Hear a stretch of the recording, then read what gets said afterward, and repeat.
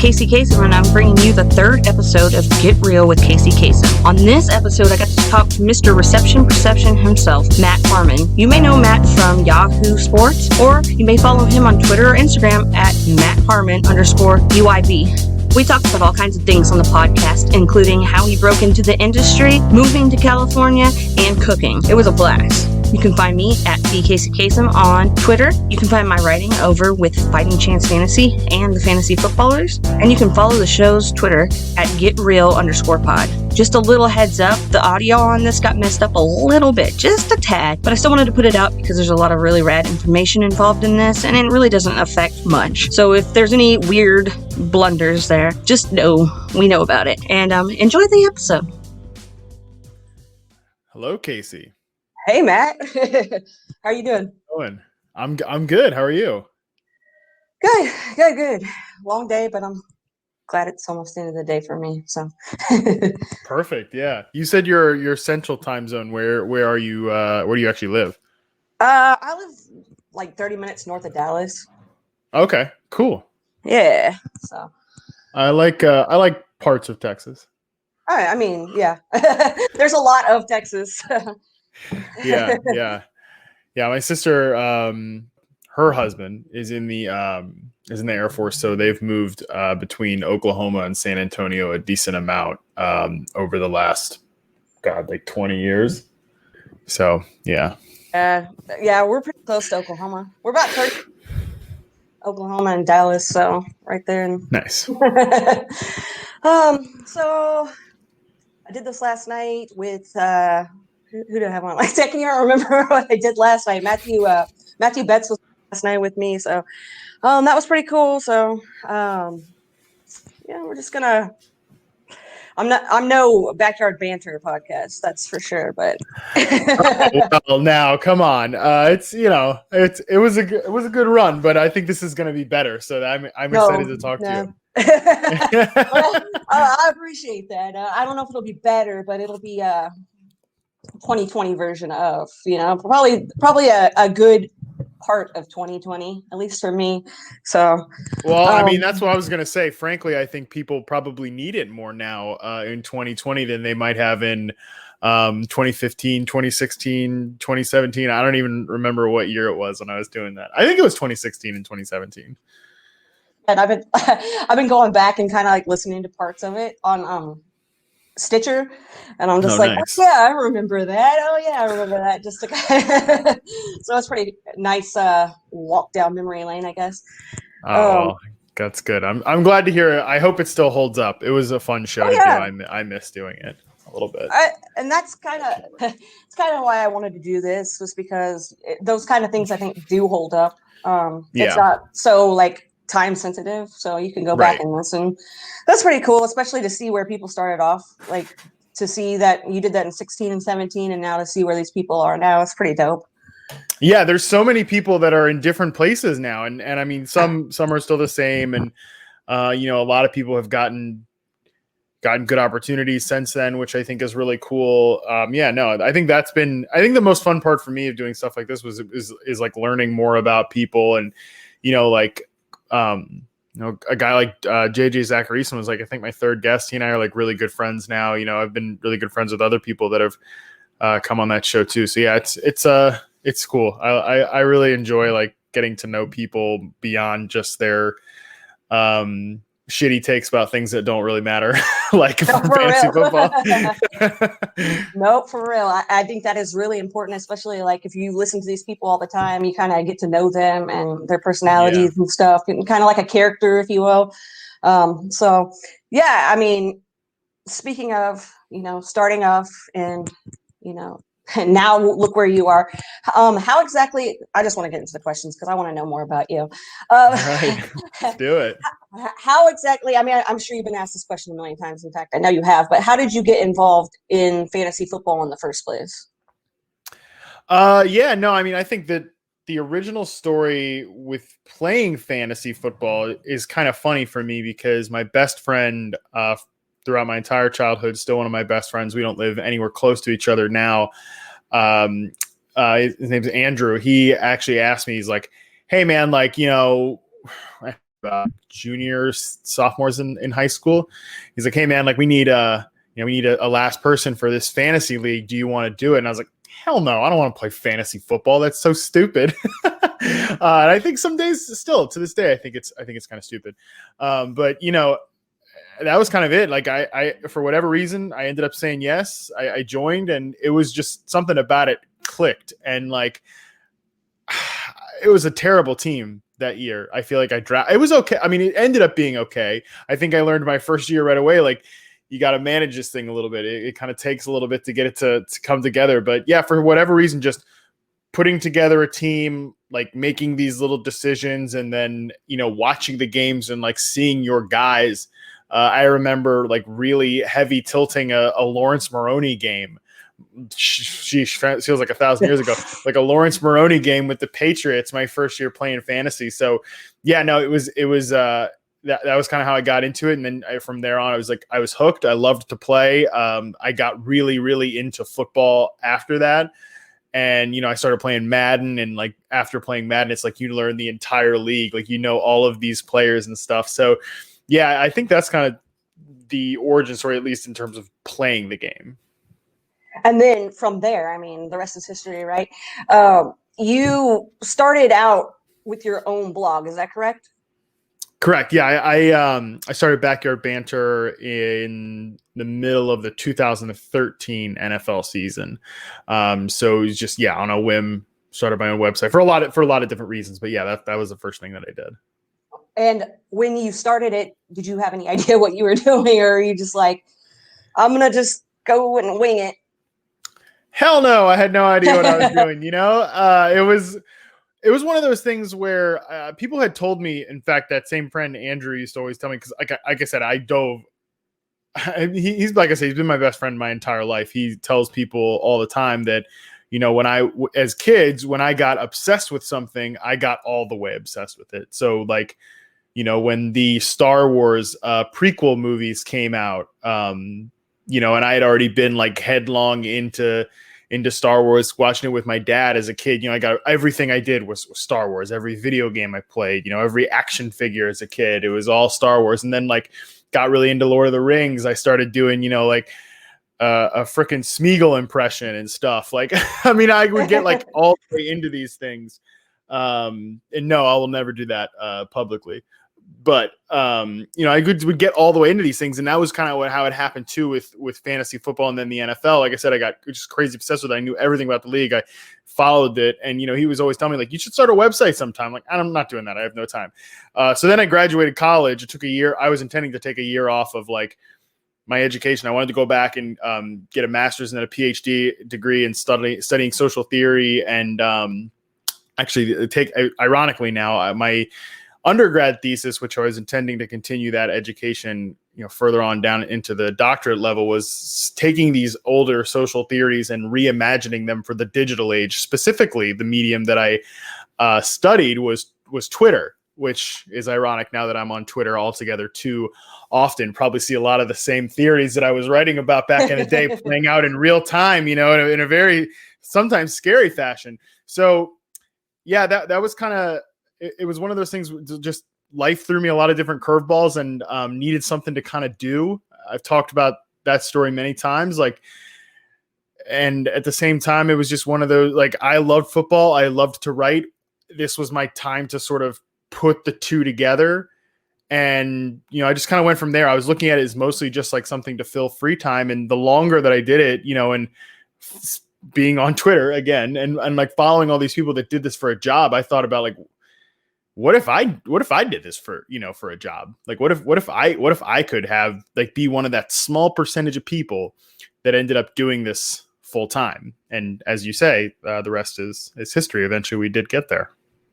Well, I mean, that's awesome, because I know a lot of people are, they see bigger names like your name and the others, and they're like, I want to be there. I want to do that. I want to be like that. And it's really cool to hear that you started off like everybody else, So like, as long as you put your mind to it, even if you're just writing to write, I mean, I think that's like the best thing. And I know life throws you a lot of curveballs, and it's good to have something to take your mind off of stuff and kind of focus in on it. So when you found out, or when you were thinking, all these guys are doing it, all these, well, there weren't that many ladies in the game back in the day, but everybody's doing it, and I'd like to participate in that. I'd like to do it as well.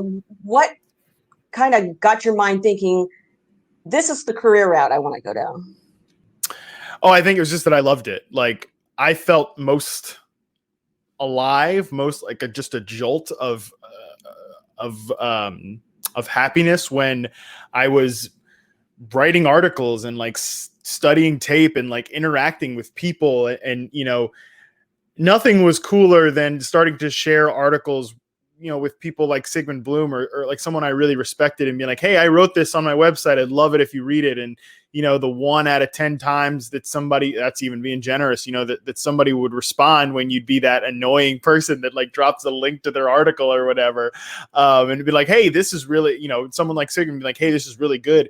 Like, you should keep doing this. It was sort of like, man, what if this is just my thing? What if this is a way that I could, that I could find some purpose in a career path or whatever. And I think too, like it was a great mix of, like I said, the passion of writing and football, but it was also just like, for whatever reason, trying to look at football and study football and look at the game in ways that made sense to me, and trying to be different than, what everybody else was saying, not intentionally, like not making things up to be different, but trying to find my own angle of how to view the game was just really exhilarating. And one of those feelings where it's like, okay, yes, this clicks, this makes sense.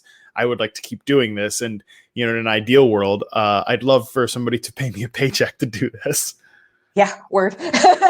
So did you have like a normal 9-to-5 job prior to going full-time with the fantasy football stuff?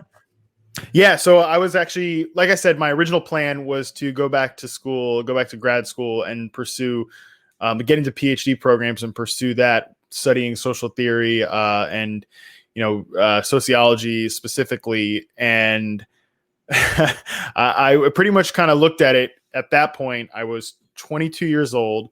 I was single, living on my own, had nobody to really answer to. And I just thought, what if I just forgot about all that? Like, just decided to change my entire career path. If I was ever going to do it, now was the time to do it, right? Because if I went ahead and I full on, pursued football, that was the time. I had no one to answer to. I had no one to take care of. I had no one to think of except myself, and just keeping, taking care of myself, right? Like, I don't have kids. Like I said, I wasn't seeing anyone at the time.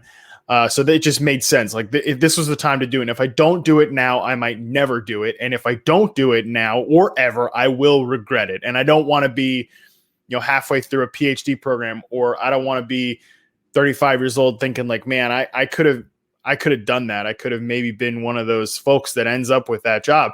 So I decided to pull all my grad school applications, forget about all that. I still maintained, like you said, a 9-to-5 job. I was, actually, when I first was starting Backyard Banter, I was working it's sort of like a group home-ish type thing for at-risk youth. So folks that were in their late teens, early 20s for some of them. Actually, I don't think anyone was that old. I think it was more like, this is years ago now, but I think it was sort of in like the 15 to 18 range that they could be in the program and live in this specific place. So yeah, I was working that job then. And then the next year I took another job working with intellectually disabled adults back closer to where I grew up in Virginia. And that was a, really challenging job for a number of different reasons, but, like working that job, it was great. And I love that experience. And I have so many fond memories. I still, in our garage, I have hung up like these 2 cornhole boards that all of my clients, when I left the job, they all like they painted these guitars on them. They signed them. I have like really fond memories of that. That was my last job before getting a full-time job with the NFL Network and moving to LA, where I still live now. And obviously I work for Yahoo Sports, but yeah, I eventually took that NFL Network job, moved from Virginia to LA to sort of try to make it happen. And how did your friends and family feel about you uprooting where you were and moving to LA to do this? What were their opinions on it? I think that everybody I knew sort of understood my perspective on this, which was that I was going to do, whatever it took to quote make it, not like make it as I'm going to be famous or anything like that, but make it in terms of getting one of these jobs. I always say this about the fantasy community, Kacey, is like it's a big house, right? Like there's a lot of room in the house. I feel like I probably said this on Backyard Banter a few times, but there's a lot of room. There's a lot of room in the house. There's so many great people like yourself that I've met in this industry that do great work. And that's what's so awesome about this is like in fantasy and even just the NFL coverage, like just take it out to like football media in general. There's so much room in the house to get in and find a place. Like that's why if you have an idea, if you want to do it, you should just do it because there's space. But there's not that many seats at the table. And what I mean by that is like seats at the table, like full-time paying jobs where this is the only thing you do is you get to be one of the lucky rats who just your job is to BS about football 24/7, 365, and that's it. I wanted a seat at the table. I had no access to that because like strip it all down, like being a white man, I have a lot of privilege in my life, right? But I didn't have any sort of in this area. Didn't play the game. I didn't know anybody in media, period. I have no like connections anywhere. So, but I wanted one of those seats at the table and I was going to do whatever it took to get that. So when I had this opportunity and, interviewing at the NFL, they're like, hey, if you get this, you have to move to LA. It was like, no question. I think everybody around me understood that this was a unique chance. And it's hard. I mean, I'm not going to lie. Like I think it gets harder the older you get. And the longer it is that you spend away from home. I don't know if you live like where you grew up or anything like that, and maybe you can relate, but like, I think the longer you spend away from, where you grew up or just even you're like me, you're on the other side of the country, the longer that you do it, the harder it gets, but it is what it is. And I think everybody kind of understood that. Yeah, for sure. Like everybody moved away from me. I'm still in my hometown, but the rest of my family was the ones who were like deuces. But yeah, that's really cool that, if you're going to take that next step, you do have to make changes in your life, big changes in your life. So that's something to keep in mind for the people that, want to keep pursuing what they're doing and try to get bigger and bigger. Just keep in mind also that what comes with that is a lot of change, but change can be good. And I know that you changed from just writing normal articles to actually coming up with the reception perception that you're known for as like a D-dude when it comes to wide receivers. So how did that idea come into your head? Because like, it's so different than what anybody else is doing, especially at the time that people want to know. That's the key is it was different. And I looked at it again, similar to what I just said, like I didn't have any sort of ins. I didn't have connections or anything like that. Why, like, how was I going to, one, get any opportunities? And two, why would anybody care what I have to say? Because I'm just another goofball writing articles on his website, because I bought a domain name. Okay. Like that, who cares? Literally anyone can do that. What was going to make me stand out in this crowd of people? Like I said, in this big house, what was going to make me stand out in order to sort of take that next step? And, for me, it was basically, okay, that's the one thing. I want to do this because I want, to be noticed and have something attached to my name. But also at the same time, basically deciding like how to do it was like, what's my biggest question about football? Like I said, my whole brain was football, thinking about the game and thinking about players and teams and everything. What was the one question that I had that I felt like wasn't being answered by anybody out there? And for me, I was always obsessed with wide receivers. And I think it's because you don't get a lot in football that's like individual on individual matchup, sort of like two guys just squaring up. But that for me, I thought that I wanted to be the one to answer that question. What is the wide receiver doing on all these plays where we see them run off screen on the box on games on Sunday? We all know that wide receivers are inherently dependent on other factors in order to accrue production, right? Like a wide receiver has to have so many things go right just to catch a pass. Like the quarterback has to decide to throw to them. The play call has to go their way. Offensive line has to give the quarterback enough time to throw a pass. The entire system needs to be well suited for that particular wide receiver to produce. So the thing I knew that the wide receiver could control was how often do they run good routes? How often do they get separation? I didn't think anybody was really accurately answering that question as to like who's really good at that, and what is the wide receiver? Which wide receivers are good at the one thing that they can control? I wanted to be the one to show that, and that was basically how reception perception was born. I went in and tried to find that out, and I just presented my findings to other people as they came, and it's still my favorite thing that I get to do. And I hope that I've been doing it for 6 years, and I think I would love it if in 6 years people are still really interested in it. I mean, it's a great product. It's a great thing that you do there. When you started doing it, did you ever worry that you were putting all this time and effort into something that wasn't going to benefit anybody but yourself? Like, were you concerned that people weren't going to take to it? Oh, yes. I remember Kacey, I remember being so nervous sitting in front of my computer like the first time. I would love to actually go back and find that, like just dig that stuff up. That's the beauty of Twitter. It's always there and you can search that stuff. But like, I remember being so nervous. Like, what if I tweet this out and no one cares? Because I had been my dad likes to tell this story about he came to my apartment in Lynchburg, Virginia. I was living in the same town that I graduated college from. I lived there for a year afterwards, and I was working that job with at-risk youth. And he remembers coming into that apartment and just seeing papers strewn everywhere, like in these piles. Very Pepe Sylvia, the if you're familiar with It's Always Sunny in Philadelphia, like things written on the board, the whole thing. So like he remembers seeing all that and he's like, what the hell is going on here? I was like, I'm working on this thing. It's a football thing for my website. It's called Reception Perception. I'm working on it.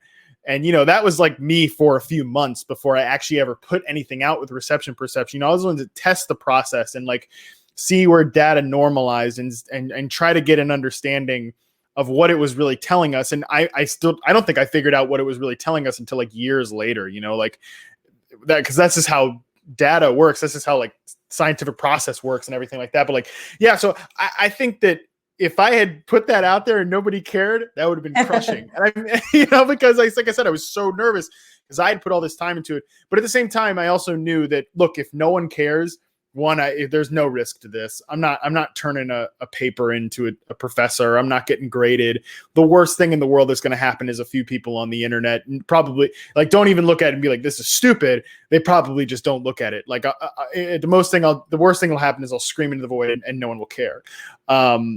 So that was like, I felt like that was the worst thing that could happen. There was really nothing to lose. And at the same time, even if no one cared, I was still enjoying it. Like I found purpose and happiness and like a drive just doing this work. Because again, like I said, it was something that I was passionate in overall, just in terms of football. And specifically, I was trying to answer a question that I had. And, maybe it's dorky, but I love to do that.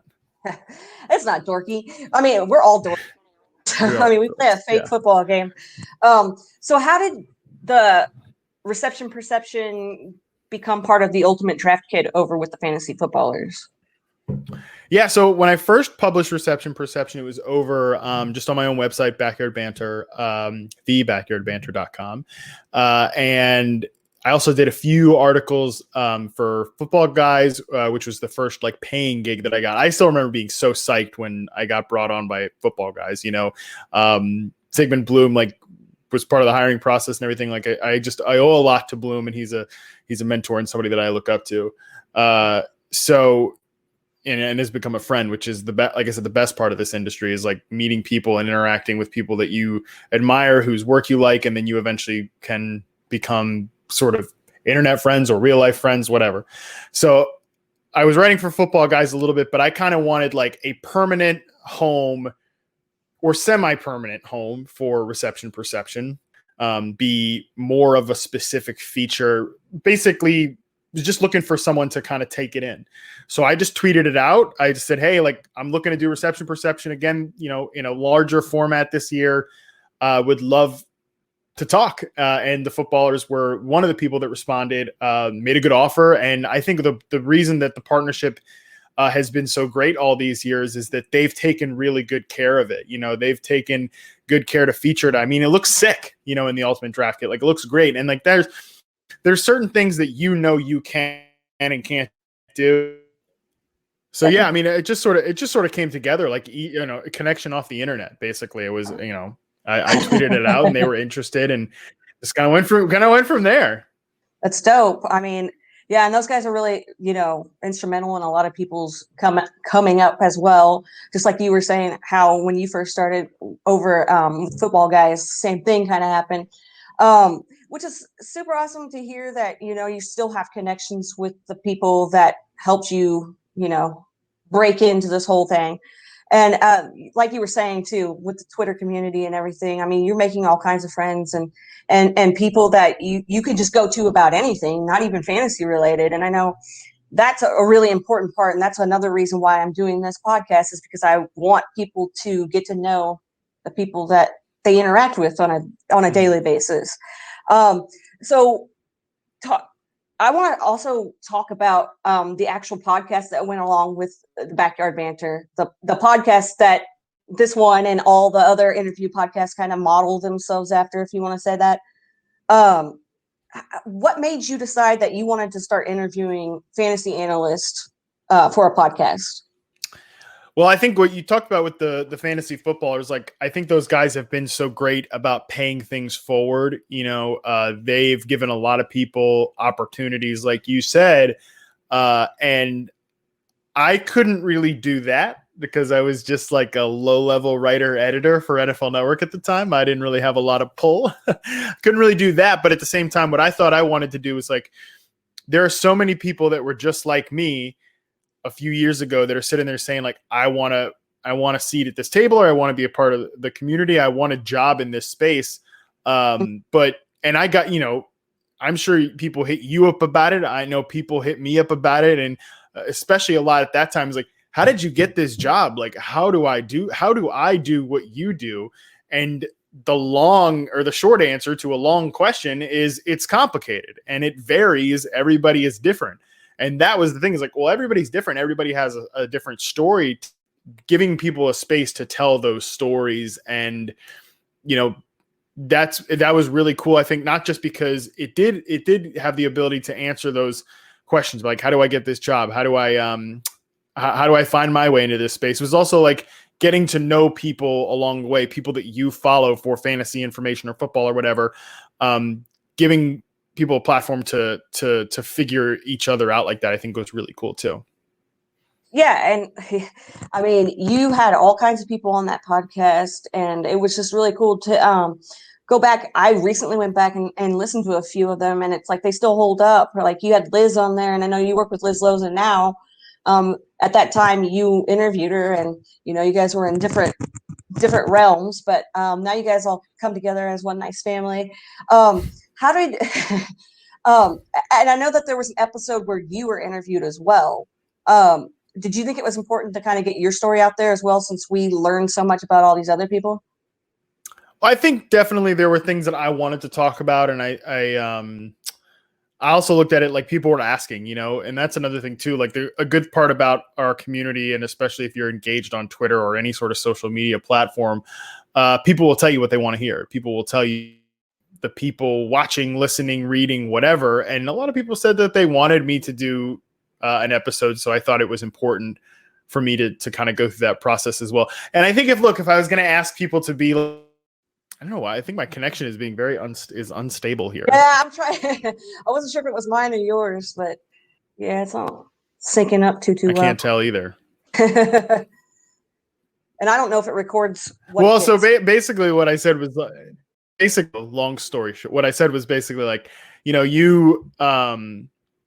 I felt like with listen, like, the great part about our community is that, and if you're engaged on any social media profile, whether it's Twitter or Instagram or whatever, like you're going to get sort of that feedback from people that follow you. Like your readers, your listeners, your viewers will tell you what they want to see more of, what they want to hear more of. And, people wanted me to do an episode on myself. And I also felt that like, it was only fair if I was going to ask people to be vulnerable and talk about their stories, that I do the same. Well, it was great. And it was great to have, you tell, how do I want to phrase this? You got to answer the questions so that people understood that you were just like them. Your story, along with a lot of the other analysts that you had on, most of it starts with just a fierce passion for, putting it out there and getting the word out about their stuff. So was there anybody in the fantasy football community that before you made it big in this industry, is there somebody that you looked up to, somebody that you were like, oh man, I mean, I know you've named a few names, but did anybody just jump out at you that you were like, man, if only I could be, I want to be like that? Man, I mean, you're throwing all these things around, people let you were just like them, or you made it in the business, whatever. Like, I don't know. I think I know I have, like I said, I know I have a good job. I've got one of the seats at the table, and I'm very fortunate. I feel lucky about that. But I think I realized that I'm here obviously because I have a certain set of skills that people value, or I'm good at. I think I'm good at my job, right? Like, I'm not gonna be like fake humble about it or anything like that. I think I'm good at my job. I think I'm good at what I do. I think reception perception is a good product. Thank you, I appreciate it. And I think I put out good stuff that people like. There's a reason I have a job. There's a reason people follow me, whatever. But I'm not like, man, no one could do what I do. Like, I think that doing Backyard Banter and really like being plugged into what's going on out there in the fantasy world, I'm like, man, there's hundreds of girls, guys, whatever, that could do my job. They could, like, if I evaporated off the planet tomorrow, Yahoo would replace me in 30 seconds and they'd be quite all right. People would still read, people would still watch FFL, they'd listen to the podcast, whatever. Somebody could, dig up my grave and find the blueprints to reception perception. Not that it's anything that crazy. And people would, yeah, right. Well, of course, like a little, right here, just hugging it sort of as I'm going into the coffin. Yeah, no, but like I think everybody would be fine, right? Like there's a replaceability to any of us. I think that people gravitate to you because they value your work or they value your personality or whatever, but there's no doubt that like I could be replaced. So I always look at it as like, I'm still working. I'm still trying to prove myself. I'm still trying to get better. There's no, like, I think this is the worst possible business to get complacent in. Like, sure, you can phone this stuff in. And I know there are people that do that they could phone this in and like not care and not try to work to get better. But people know, like, you can tell the people that aren't really working it because their readers, their followers, their viewers will call them out. And, it won't be it might not always be a significant number, but people will eventually stop caring and stop listening to what you have to say. And I think that's like the worst, that's pretty much what I don't want to have happen. So I don't look at it as sort of like I've made it or anything like that, or I'm glad to have a spot. So I think that I always did look up to Sigmund Bloom, and I looked up to Matt Waldman, these guys that like I remember, listening to sort of ESPN podcasts or whatever, and then eventually finding the Audible, the Football Guys podcast, and I heard like Matt Waldman and Sigmund Bloom talking about football, and I was like, man, I don't want to think about football like that. I want to be able to be that smart about things. So and I always admired the thing I always admired about Waldman is it was sort of similar, like he had the RSP as the thing that he's known for, and he's built up that community that follows him and reads his thing every year. I really admired that. I think he was like, now it's sort of, we're seeing plenty of people pop up with their own independent sites or their products to sell, and great. People should be doing that. You should be in business for yourself. You should be maximizing this opportunity which is we cover something that people really care about and really put a value behind. You should take advantage of that as much as possible. Matt Waldman was doing that before like anybody was doing that, like his own independent thing. So I always admired Matt because of that specifically. Oh, that is awesome. And you do see a lot more podcast websites, and it's really cool to see the different ones and all the people that are coming up right now. It's just, there's so many pockets of people everywhere, and they all have different specialties, and it's really cool to see. Since I brought up podcasting and we had talked about the Backyard Banter, you also did one of my favorite podcasts, Fantasy Hipsters. I'm just going to say I was a friend of the show. Yes, you were. Yes, you were a friend of the show. I remember, I think, reading some of your emails and getting your tweets about the show. I remember that. Those are good times. Yeah, and it always makes you excited to hear your name on, like, because I wasn't doing anything with the fantasy world at that time. So it's always cool to hear your name being read off on podcasts like that. But this was kind of different. This was different for you in that you had a co-host, so it wasn't just you doing that on your own. What are the differences between doing it on your own and having a co-host? And then also, do you find one to be easier than the other? That's a great question. And it's something that, like, I never would have considered to be something that anyone would ask me 6 or 7 years ago. Like, I think that there's just, there's pros and cons to both. I think when you're talking about doing things independently and like, franchise, and then, we started doing it for a big company like NFL. That's where we started getting like the reps and playing those characters. And frankly, like, I don't think either one of us loved doing all that stuff all the time. It was fun for a while. Definitely got old. That I'll tell you that for sure. It definitely got old after a while, but it was our way, like, in. Again, even when you get into the industry, there are new things, new hills to climb. One of which for us was like being on TV. We never got to do any of that type of stuff until, like Dave Dameshek. Shout out to Dave Dameshek, gem of a man. He kind of pitched us as these characters and like, well, just like have this fun little thing as a side part to Fantasy and Friends, this new show that they were starting.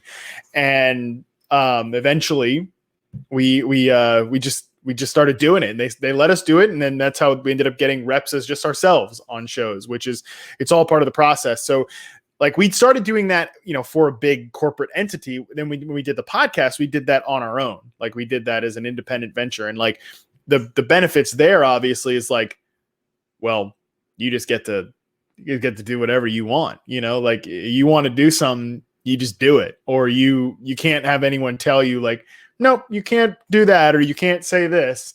You just kind of have free reign, which is awesome. I think that's very empowering. And like, there are a lot of different ways that you can run with it, right? Like if you're self-hosting something, I've had to get really comfortable with that. When you're just, even if I don't have a guest, like on your show, like you're the host, but at least you have a guest to like run things with. In some of my videos, I have to host it myself. I got to talk to myself.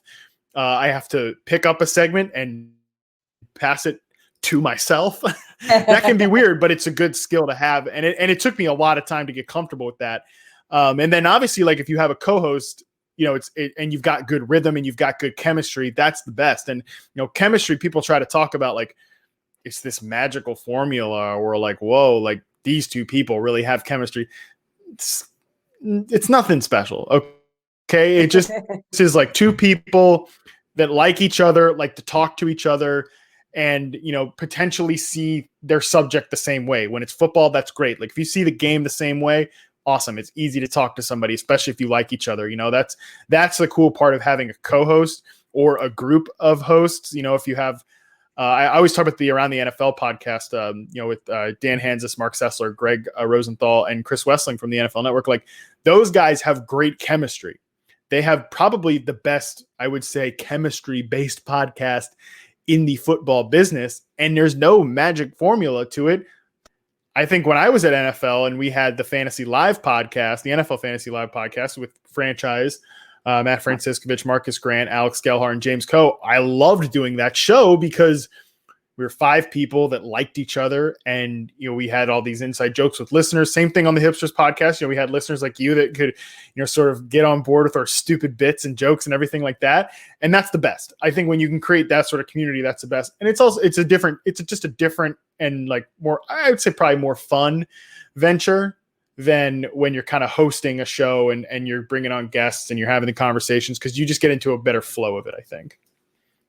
Yeah. I mean, I was doing a podcast prior to this one that didn't last very long, but I can totally see the difference between doing it with a co-host and then like doing it on your own. I kind of think that another thing that plays into doing it on your own too is like I have really bad anxiety, and so I'm trying to like push myself to do more so that I can get over what I have going on. I know I'm not going to get over it, but just kind of put myself out there more. So when I know that you were talking about dark times and things of that nature too, how important was fantasy football and engrossing yourself in like the writing and everything else? How important was that to just like, back in the day when you were coming up and having those emotions? I mean, I don't think it's an exaggeration to say that it probably saved my life in many ways, because, it's a lot of different things. And one of the big ones is just community. We keep talking about that. I think like we're sitting here having this conversation, Kacey, because we are a part of the same community. You and I have no reason to know each other exists. Right. You listen to my podcast because we were part of the same community. And I think that was big for me. Like, we're all trying to sort of figure this thing out when it comes to life. We're all trying to figure this thing out when it comes to football too. And like, I think being able to engage in that and being able to put positive energy into something for me was really great, because it gave me something to be proud of myself for. I'm proud of the career that I've built. I'm proud of the relationships that I've built in this industry and beyond that too. My whole life is different because I took a chance on starting a website and starting a thing called, Reception Perception. Like my whole life changed because of it. So I think I'm very grateful to that. And I want to continue to put like good energy out because of that. I want to continue to put good into our community because of that. And I think that's the biggest thing to me is it's continuing to kind of meet and engage with people. That's awesome. Some of my best friends I met at the NFL, like I met my fiance because we both worked at Yahoo Sports. She doesn't anymore, but like my whole life is, like I said, different because of this. And that was key for me. And, it's kind of what I said a little while ago too, where you get that instant feedback from people that are following you and people that are listening to you or reading your work or whatever. And I think if you're putting good stuff out there, you're going to get good back. I host a show called The Fantasy Game Plan with Leo Howell. And it was like, a couple of the videos popped up on my YouTube like a year ago or something. I was like, God, this is a nightmare. I sound terrible. Sound like a mess. But I just tried to find the joy in it. And I still try to find the joy in that, being a part of this community every day. So yeah, I think for me, it was just, I was in a rough place when I first started Backyard Banter. I mean, as dark as it gets. And, a big reason I came out of it was because I found something to be really passionate about, and I found people that enjoyed it and supported me. So it never really kind of, I never really kind of lose any of that, like lose the excitement for this job or the passion of the passion of it and getting to connect with people, because I know where we came from. I know what this means to me. And I hope that my work and even as I get snarky sometimes or, whatever, I hope that always comes through at least. Put it better myself. You are doing a heck of a job. And I know there's in the community, like we help each other out. We've got each other's back. So it's really good to hear that you were able to overcome what you had to go through and get where you are now. And you just talked about how you have a fiance. And when you started, you were saying how you started because you were single, you didn't have anybody that you had to like report to, basically. Um, now that you have a I got fiance, somebody to report to. you know, I got somebody to answer to now. I got yes, somebody to answer to now. that's exact. I mean, I'm not going to say anything, but yeah, that's what it is. Oh, How does she feel about what you do, and how do you make time, to kind of balance out your career and, having a fiance as well? Because, you know, Oh yeah. Well, one of the quotes that I remember from Backyard Banter was Adam Levitan's episode. At the time, he was with DraftKings and hosting a podcast with Al Smizzle and Peter Jennings.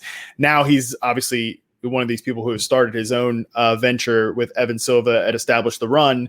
And at the time, one of the quotes from his episode of the podcast that always stuck with me was like, when you, and I was single at the time and I was very, very single at the time during Backyard Banter, aggressively single in LA, let's put it that way. And, one of the things he said to me that really stuck out was like, if you think about like, if you're going to get married, somebody, you're going to do this job and like, you're going to get married or you're going to date, whatever, like the person that you're with kind of has to accept like an alternative lifestyle. And that seems a little drastic, but think about it. Like during the season, Sunday is just that day is nothing. Like, so that is all football all the time. So like, our entire life pretty much has to revolve around that. Like, and I don't really at this point, because I'm about to be 30 and I'm washed, like I don't really want to go out, I don't really want to go out and like party before, on Saturday night well, now it's in COVID, it's a whole different situation, but like I want to really take it easy on Saturday because I got to be up, at 6 a.m. on Sunday, ready to be on camera, not like thinking 3 steps slow because I had too many beers the night before or something like that.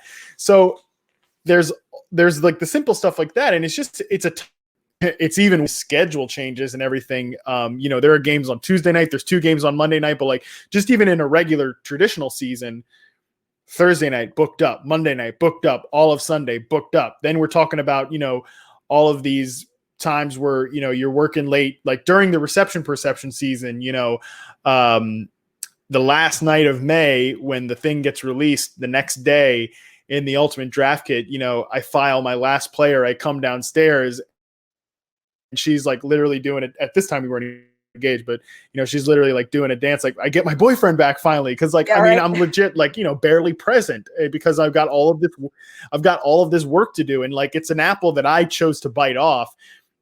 And, it's all part of it's the case with any relationship and any job that you have. There are things or any personality that you get mixed up with. Like there are certain things you need to know. Can you live with it? Or can you not? And, I'm lucky that to spin it forward to what does she think about my job? It's ironic that we met at Yahoo Sports because she doesn't care about sports. She sure as hell doesn't care about fantasy football. And so sometimes we get into conversations and I'm like, I'm just going to talk and, like try to pick up on the fringes. So like when I talk about a player or something, or like this, interaction I had with somebody on Twitter and like whatever, just try to pick up on the fringes and like all that type of stuff. So like, yeah, I can sit there and talk about like Derrick Henry and Ryan Tannehill and all this stuff. And like, she doesn't know who Derrick Henry or Ryan Tannehill is. And we can have fun with that. Right. Cause like, I don't care. I'm not interested in like, I think about football all day. Like when I talk to her, I want to talk about a lot of other stuff than fantasy teams, stuff like that. So but I'm lucky that, she is the most supportive person I've ever met and like believes in me. And I think that's the thing. Like, she has a social media background. She like came up in a lot in media. And I think that actually does help, like having somebody that at least like understands the media space and everything like that. She sees my stuff and says, I don't know what the hell you're talking about, but I love to listen to you talk. And I think that having somebody that believes in you and believes in what you're doing and like pushes me is the best. Like having somebody that pushes me to be better, because it's just, I know that's the best way that I'm the best version of myself. When I have somebody like that, having her as that person, it's the best. So I'm very lucky that as weird as she thinks my job is, and it is a weird job, that she believes in me, and I think that's the most important thing. That is super awesome to hear. My wife didn't know what she was signing up for because I wasn't doing anything fantasy related, really, except for playing. And then I'm doing this, just for fun or whatever. I think maybe if it was a full-time job, she wouldn't be so upset with me. I don't know. But I told her that, hey, she keeps pressuring me to move, right? I'm like, oh yeah, one day when I'm a big name in the fantasy football world, we can move to LA and stuff. That'll get her off my back. But yeah, it is very important. So it's really cool to hear the story about you and your fiance. So we're coming to like your time now, what you're up to now. And I know that you're with Yahoo Sports now. How was that transition from NFL Network to Yahoo? And how awesome are the people over at Yahoo? I think the best thing about Yahoo, like it's a very, very different experience than the NFL Network. And the way I always say it from a very simple perspective is like at the NFL, it was very much like, hey, this is what we do. This is the current. Find your way into the current and swim and get sucked in by it. At Yahoo Sports, it's like, okay, what do you like? It can be a good and bad thing, right? When place that you work is just like, okay, let's do you. Let's build things around you, because it can be kind of intimidating. Number one, like, oh, it's attached. Like you want to do that? That's a lot. It can also be sort of like sometimes no restrictions is bad. Sometimes like you need barriers to work within.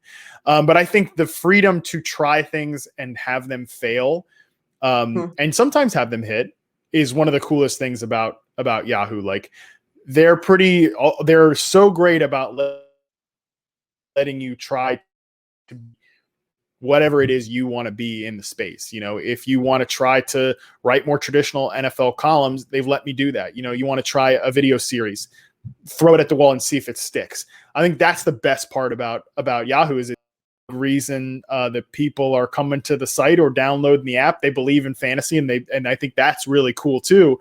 And it's like you almost have like a responsibility to make sure there's a name and a legacy to live up to, and you don't want to just be like the goofball that they bring in and it doesn't work, so there's like a sort of a bigger picture like pressure. But I think the coolest part about Yahoo is if they're so willing to just let you try new things, throw stuff at the wall, see what sticks. And I've gotten to do things, that I never would have gotten to do in NFL. Like, for example, at Super Bowl this past year, which was just in January, but feels like a billion years ago. Because I was in a room with hundreds of people. That seems crazy to think about. But, I got to do the Radio Row interviews there, or at least the bulk of them. And, it's like Derrick Henry, all these like Ryan Fitzpatrick, DeAndre Hopkins, like it's like they're throwing these guys on Joe Montana, like they're throwing these guys on stage. And I'm just like, I've got, 10, 15 minutes to just pick their brain about whatever, as long as I hit the one sponsor, got to hit the one sponsor. So like that stuff I never would have gotten to do at the NFL, that Yahoo's been willing to like say, hey, we like you, go do this stuff. Well, I like that. I saw you. Was that when you were drinking, I think, tequila with Emmitt Smith? Is that what happened? Yes. That's my boy. That's fun times. See, and you get to have stories like that. Yeah, actually, Emmitt was cool because, like, he was, like I said, everybody's got a sponsor. His happened to be Herradura Tequila. I was like, all right, I'm in on this. So I mean, Emmitt was going around the whole every booth. Like, I don't know if he was taking a shot with everybody or if he was just having other people like take a little sip or whatever. But like, if he was taking shots, man, Emmitt was drunk. but he was cool because like I never ask players to do anything because I think it's like, come on, be cool. I don't ask for like let's take a picture or whatever. Like sometimes I'll tell like the person doing our social media or something like that, like, hey, if you wouldn't mind, like snap a picture while I'm interviewing. But I never like to ask these guys to like, because I'm more about like talk about all this weird stuff with Derrick Henry in the draft for Nashville. And then at the Super Bowl months later, I want him to be able to remember me and like have that build up that conversation again. Or like, you know, I want to be able to run into like Allen Robinson in the lobby and be like, hey man, like what's up? And like, we have a conversation off the record, whatever.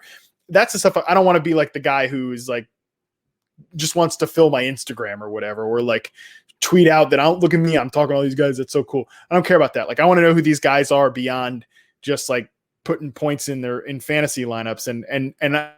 So I say all that to say the only time that I've ever asked any player or, you know, media person to do anything was Emmitt Smith, because my sister and my future brother-in-law, they're getting married in 2 weeks, almost 2 weeks now. I had Emmitt tape like a little congratulations on their, you know, upcoming wedding or whatever. And he was really cool about it. So shout out to Emmitt Smith for that. Like, he just taped a quick, like 15-second selfie thing, get like congratulations, gave him some advice or whatever. He's a huge, my soon-to-be brother-in-law is huge Cowboys fan and has infected my sister with it as well. So yeah, you know, they were pretty hyped about that. Only time I've ever asked a player to do something. Well, I mean, that's a really rad story. So congratulations to them and their awesome video that they get for their wedding. Jelly over here. Well, with that, the last question I have for you is, what are the things, I guess, what's the one thing in life that makes you the happiest? Yeah, I mean, yeah, since we took dogs out of the equation, I won't bring up that I have the two best dogs on the planet, Charlie and Peach. I won't bring that up. I'll just, you know, you can cut that out if you'd like. But I think I'm happy that there's a lot of things beyond football that really kind of, you know, get me excited. And I would say that the thing that probably makes me the happiest, well, I'm really into like health and fitness. I love to, you know, I've lost some weight here and there in my time on the planet. But you know, people can check that story out if they'd like to. But like, so I'm really into that. I love to work out, love to challenge myself with new things. But I mean, whenever people ask me, you know, hey, I want to lose weight, I want to get healthy, whatever, like what should I do? My advice is to always learn to cook and learn to love it. Like, don't just learn to cook and like, damn, I got to meal prep again. Like, let me make, you know, 100 pieces of boiled chicken. And I love to cook. I love to try new things. I love to try making new things. I love to, and I'm not saying I'm like some legendary chef. I'm not going to open my own restaurant or anything, but I'm a good cook. I know that. And I love to sort of to figure out new things to make. I love to get like new tools in the kitchen to improve my cooking. And, you know, I love to cook healthy things, and like I eat pretty lean, especially right now. The fiance and I are killing it on the diet game right now. At this point, we're trying to get back into pre-pandemic life, you know. So we're working at that, and that's a fun thing. Challenging myself to make healthy food enjoyable, because you know I used to be a 315-pound guy. I like to eat and I like good food.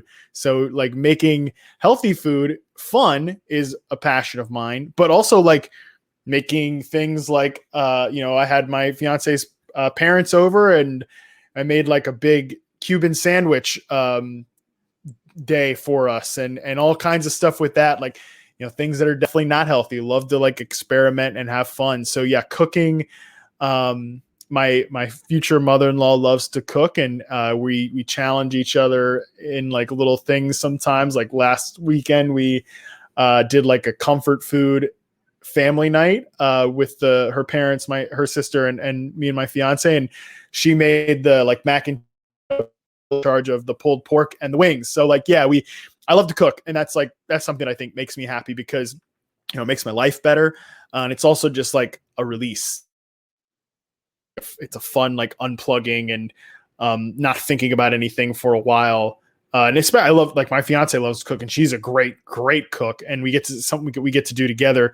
It's a great like connecting thing. Even if you suck at cooking or your partner is no good at it either, I would still recommend like doing it together because it's a ton of fun. And like, if you screw it up, it's still fun and you can order like takeout after. I think it's just a really cool way to connect with somebody. And it's just a really good way to connect with yourself too. It's definitely made me a better person, like learning how to cook. And like I said, I think I'm good at it, but even if you're not, it's way fun. Yeah, cooking, I'm not good at it, but I get what you're saying there. And I will link to Matt's article that he wrote. He wrote a really cool piece, nice sit down and read it all in one sitting and feel good about yourself. It's a really awesome piece, Matt, and it's pinned to the top of his Twitter as well. So if you guys want to go check that out, you can. If you don't already know about it, it's super awesome. And also, I mean, speaking of cooking and being healthy and stuff, this is a big honor, but you are the reason why I eat Brussels sprouts now. Oh yeah. So that's you're one of Kacey. That's how I know you're one of the real ones. You remember like the one. Brussels sprouts, the Brussels sprouts phase. Oh my God, what a mess! What a nightmare. I was like, I don't want to try those, and then you were like tucking them up, so I was like, fine, and then. You're right. Just like you're always right with all the fun stuff you do. You're right about Brussels sprouts. About that. I don't know if I'm always right, but yeah, no. But Brussels sprouts, great example of something that's like, oh, probably not good, but you learn how to make it good. You learn how to love it, and you know, it's fun. It's like that's what I love about cooking. It's like, well, let's like make this fun. Let's make it different, and you know, yeah. I mean, now Brussels sprouts are like the trendiest appetizer. Well, back when we went to places, you know, went outside or whatever. I mean, we go outside. I'm not going to be one of those dramatics. We go outside a little bit I got 2 dogs. I got to walk them. Yeah. You know? But like every LA restaurant, they've got a Brussels sprouts, you know, dish on the appetizer. So I'll take the W on that one. That's for sure. But I don't miss being the head of Brussels sprouts Twitter and getting like, you know, 30 pictures of Brussels sprouts tweeted to me every day. I don't miss that as much. Yeah, probably no perks there. No.